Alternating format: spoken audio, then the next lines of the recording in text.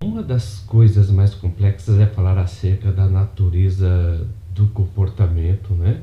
E falar algumas similaridades e disparidades entre um transtorno e o outro transtorno, né?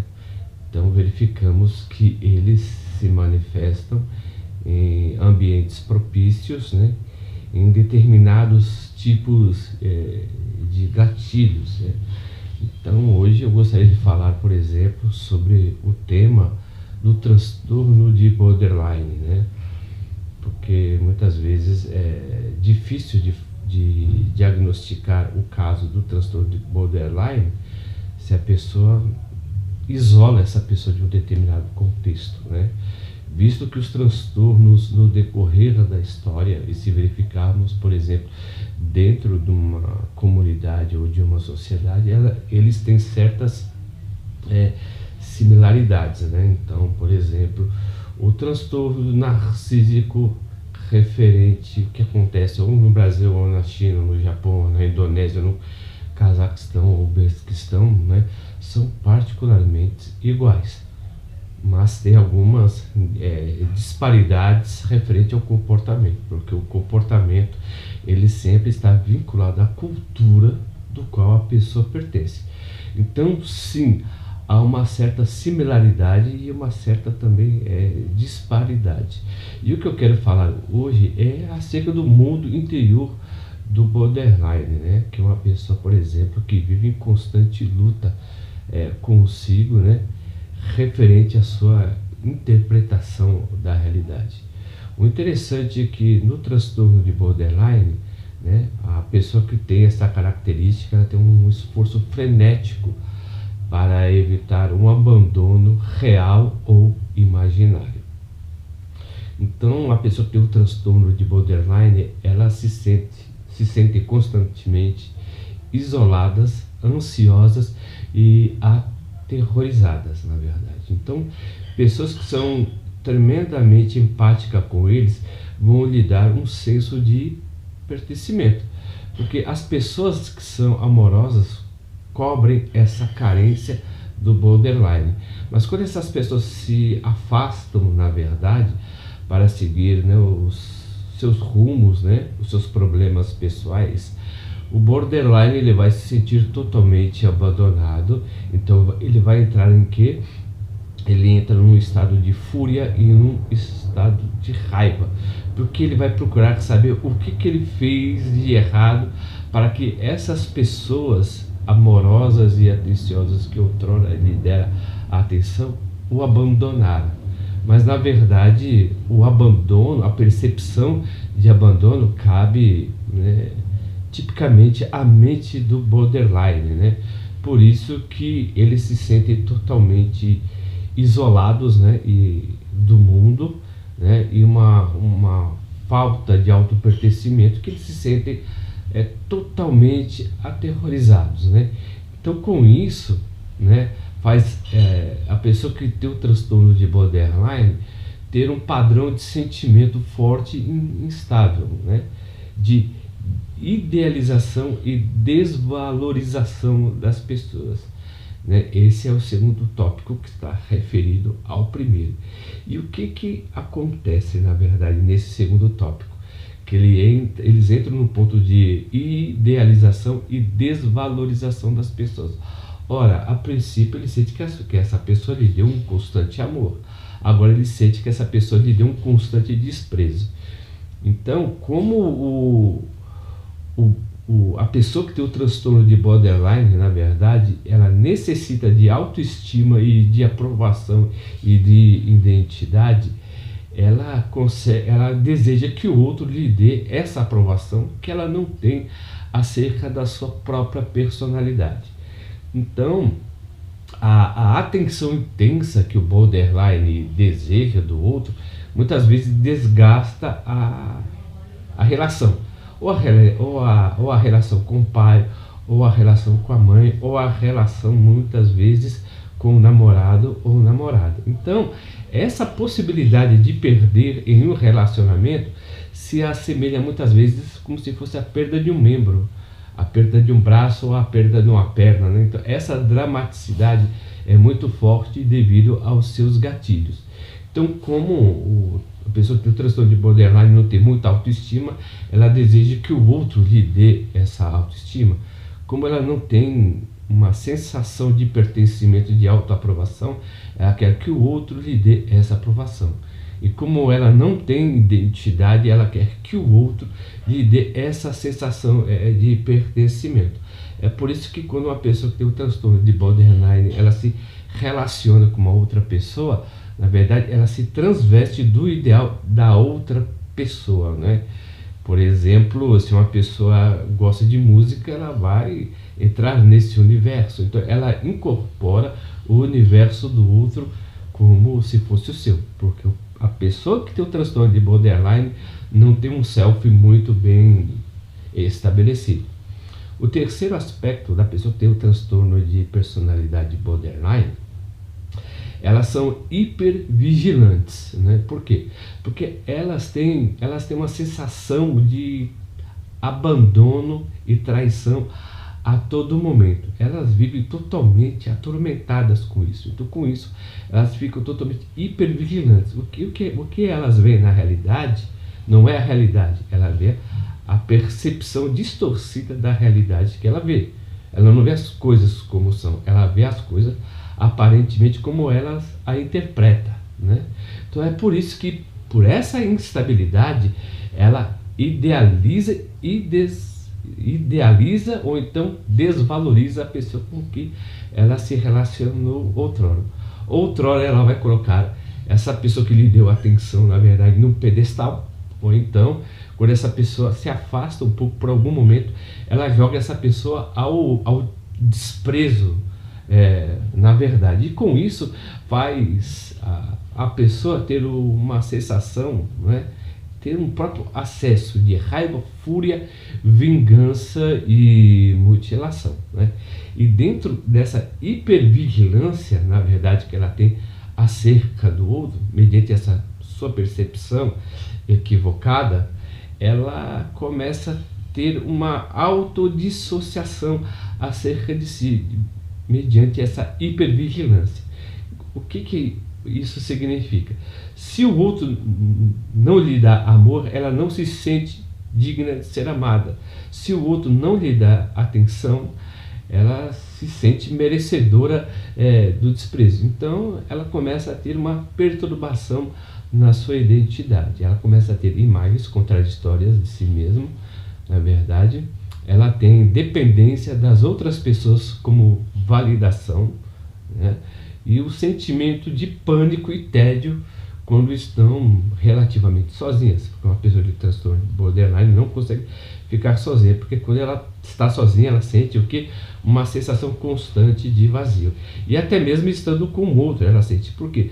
Porque ela tem uma percepção que o outro vai cobrir as suas carências emocionais. E quando o outro não cobre as suas carências emocionais, ela vai se sentir constantemente tediosa e vazia. E o interessante é que, como ela não consegue viver com os seus próprios sentimentos, ela sempre, dentro de um relacionamento, vai sempre se sentir como vítimas, na verdade. E essa vitimização que ela sente, ela faz uma espécie de fuga. E qual seria essa fuga? Isso verificamos no quarto aspecto do transtorno, que elas são totalmente compulsivas à compra e à comida.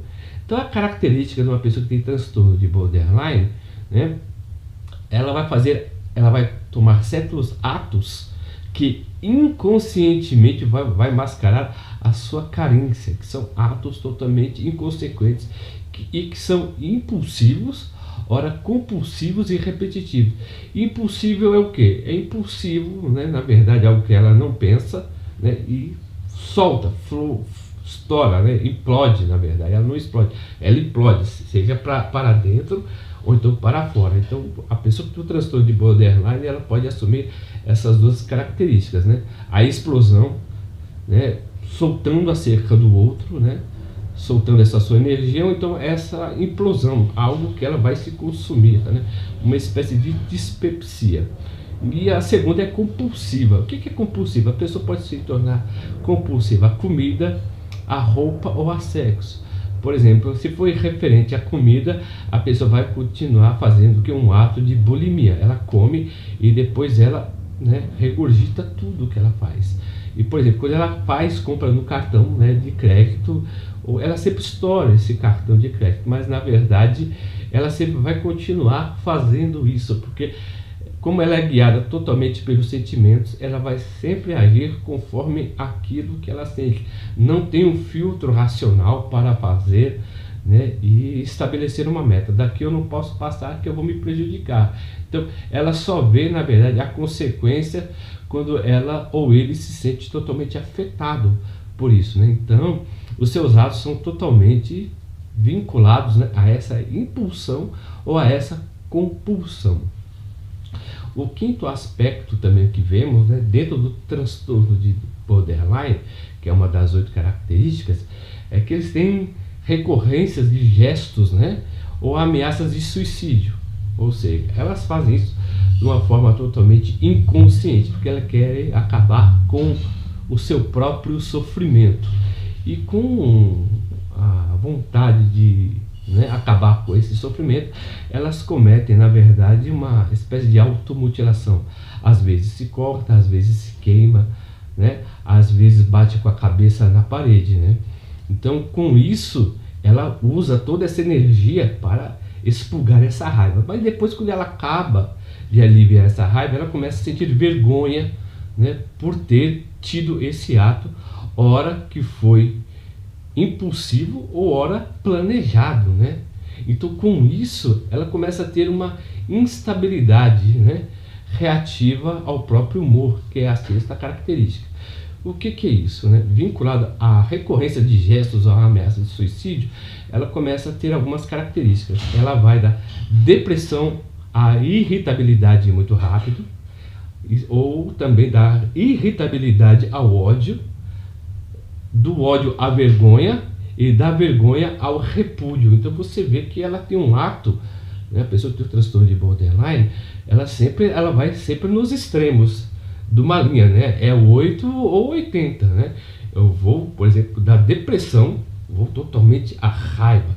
Então, da raiva eu vou estritamente ao ódio, do ódio eu vou estritamente à vergonha, e da vergonha ao repúdio. Então ela vai sempre aprovando e desaprovando aquilo que ela faz constantemente. Então ela entra outrora no processo de autovalidação ou autodesvalorização, né? E com isso ela tem a dificuldade para controlar o humor, né, mediante, né, ao tópico 6, devido à sua instabilidade, não sabe bem o que sente, então não sabe muito bem quais as atitudes que se devem tomar. Então o seu ato é totalmente, na verdade, impulsivo ou compulsivo, beirando, por exemplo, a neurose, né? Próximo à neurose, porque a neurose, né, ela remete a algumas excitações, né, corporais que você não entende. O excesso de raiva em excesso, o excesso de, né, o excesso de raiva, o excesso, lógico, da raiva, né, se beirar um excesso, porque é um estado implosivo, né? Implosivo, que eu me explodo na verdade e depois eu jogo para o outro, justificando a minha raiva, né? Então há uma dificuldade sim para uma pessoa que tem transtorno de borderline controlar o humor. E a oitava característica também, que é o sistema, são os sintomas dissociativos. O que é isso? Mediante que a sua atitude é totalmente estressante, isso altera o seu estado de percepção da realidade. Então ela começa, ou ele começa a ter uma percepção totalmente aérea da realidade. Eles começam a ficar totalmente anestesiados, na verdade, de acordo com o nível de estresse e de cortisol, né, que é produzido pelo cérebro. Por exemplo, quanto maior o nível de estresse, maior o nível de desassociação da realidade. Então muitas vezes a pessoa, quando tem esse estado de explosão, muitas vezes não consegue verificar o mal, né, que ela faz, vamos dizer assim, ao seu companheiro ou à sua companheira. A questão é que muitas vezes as pessoas que se relacionam com uma mulher ou um homem que tem transtorno de personalidade se sente totalmente manipulado. E eles fazem isso, na verdade, como uma espécie de manipular, mas não. A pessoa que tem o transtorno de borderline, diferente na verdade do narcisista, ela faz isso de um modo inconsciente, querendo aprovação, né, de carinho e cuidado. Tudo eles fazem isso, essas atitudes, essas 8 atitudes, se remete que elas têm a vontade de serem amadas e terem vontade de serem totalmente aceitas pelas pessoas que a rodeiam. Mas o certo, o que elas têm que fazer mesmo, né, é entrar em contato com um psiquiatra, com um psicólogo, fazer terapia comportamental, né, para ressignificar a sua realidade, porque o mundo muitas vezes não é aquilo que você sente dele, né? Você subjetivar muitas vezes a realidade é você colocar você apenas como centro. Mas isso, dentro desse transtorno, eles fazem isso de um modo totalmente inconsciente. Então é sempre propício procurar uma ajuda profissional para verificar quais são os gatilhos e os sintomas também, e verificar qual o comportamento mais propício a ser usado para aliviar, na verdade, esses sintomas e para que a pessoa possa viver bem para consigo mesma. Se vocês estão gostando dos vídeos que eu estou postando, por gentileza, se inscrevam no nosso canal, né? Apertem o botãozinho da inscrição aí para receber mais notificações do canal. E como sempre, eu agradeço o carinho e a atenção de todos que têm feito esse pequeno canal crescer. Um beijo para todos e até a próxima.